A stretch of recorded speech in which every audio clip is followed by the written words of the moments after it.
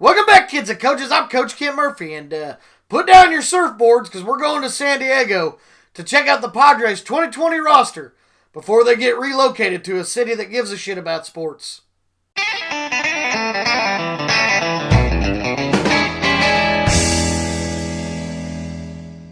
We all remember when San Diego had a good sports team, and we all remember it because it was never.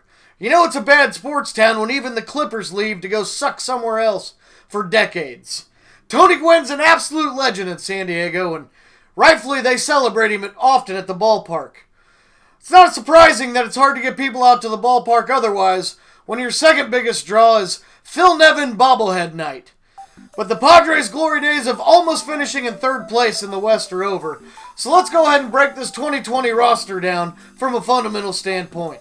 Pitching for the Padres, you got Paddock, Lamet, Richards, and Davies. I think I read an article about these guys. It was called I Know What You Did Last Summer, and it just said, sucked.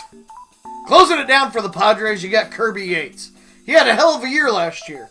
He led the league in saves and had over 100 strikeouts in just 60 innings pitched. He reminds me a lot of Trevor Hoffman. Not because they have similar stuff. He's just the last pitcher in San Diego that actually did his job. Catching, you got Mejia and Hedges. Only one of them could be on the field at the same time, but, with the DH coming to the National League, you never know.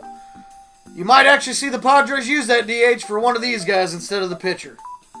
First base, you got Eric Hosmer. He spent 7 years with the Royals and was really only missing that one thing, so he came out to San Diego and finally figured out how to strike out. Congrats, pal. It's the Padre way. At second base, you got Jurickson Profar. Batted .218 last year and just .234 for his career. With numbers like that, it won't be long before he's Jurickson former Profar. At third base, you got Manny Machado. He went from the Orioles to the Padres. Or in other words, this is bad. Quick, make it worse.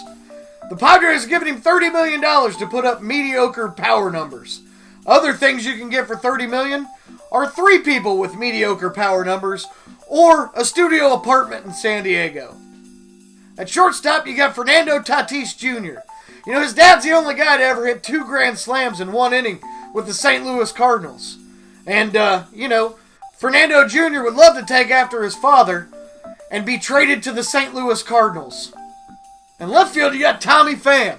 He got traded from the Rays to the Padres for Xavier Edwards, Hunter Renfroe, and a player to be named later.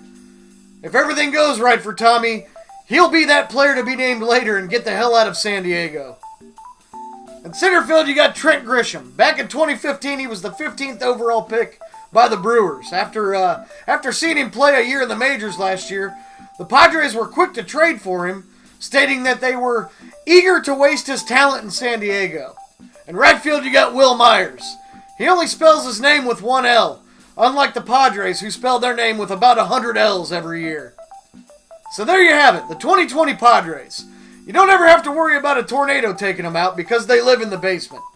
Their nickname Padres means fathers in Spanish, which is weird because they all play like a bunch of abandoned children.